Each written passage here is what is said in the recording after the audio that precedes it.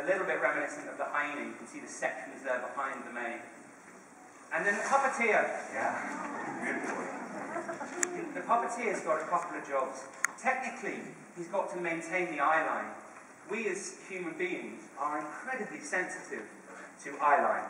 We know exactly where someone's looking if they're talking to you. We know if they're looking you in the eye, if they're glancing at something else, if they're looking at some part of your body. And so we do the same thing with animals. And what we sense the animal looking at starts to tell us about where his attention is, what he's thinking about. And we were lucky enough to work with Monty Roberts on the show, who deals with horse behaviour and psychology and physicality. And one of the things that we learned very early from Monty is that horses don't enjoy being looked at straight on. Because we have eyes facing forward in our heads, like predatory animals. So if I start to look at him front on like this, it starts to make him uncomfortable. But if I turn away, then he starts to feel much more comfortable with my presence. So all of that stuff's really important. And then the emotional indicator that the head puppeteer has, and each of these three puppeteers has an emotional indicator, is the ears. The ears are really telling us about his sensitivity. And again, they're even more important than their eyes. Their ears are sort of like radar. They're showing us where his attention is. So if I do this, you can see that his attention is with me. So if we then move on to the heart puppeteer, and again, the construction of those front legs, you may find familiar. When he activates that trigger, that curl, what that does is that bends the leg, it bends the knee, but it also engages the ankle. And you might recognise that from that. The front legs has a technical task, the puppeteer has a technical task. He's got to show his weight. He's not bearing any weight on those front legs at all.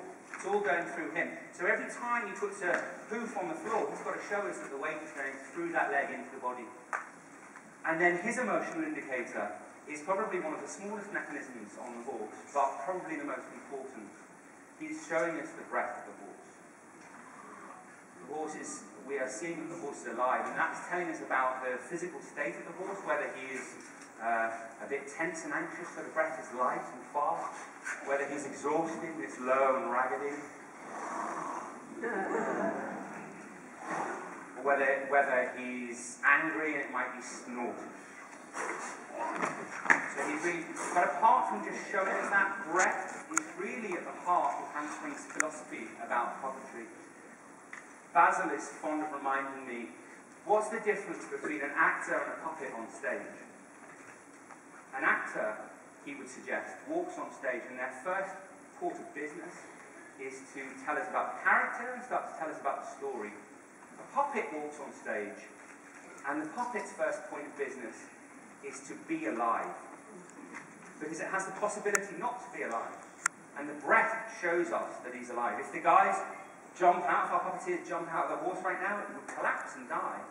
And so it's constantly, the puppet is struggling to exist, to be alive on stage. And I believe that it's that fragility, that potential, the potential for life all the time, that makes us engage so strongly with the puppet. People often ask me, why do you think people respond so emotionally to what they're seeing in War Horse? And I think it's that when you put a puppet on stage, there's a sort of subliminal, unconscious pact that we're making with you, the audience. We're saying, do you want to play?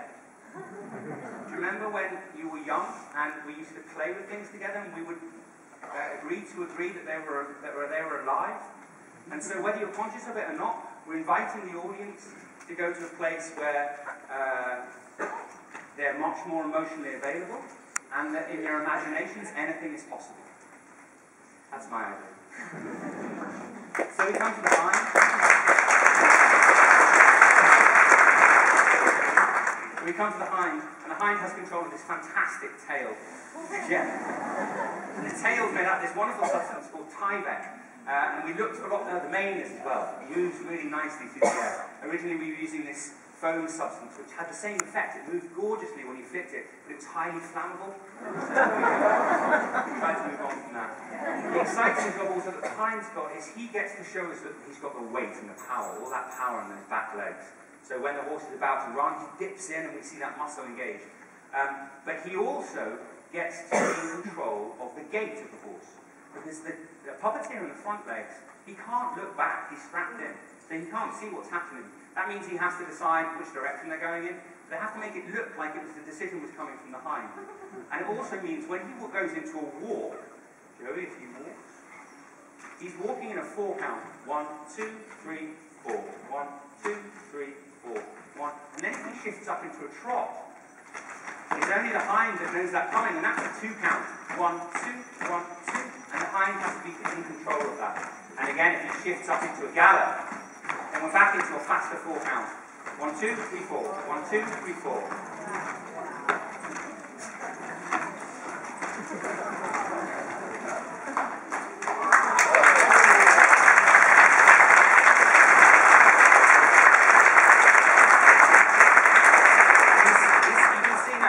With me now because I'm making him go through his paces.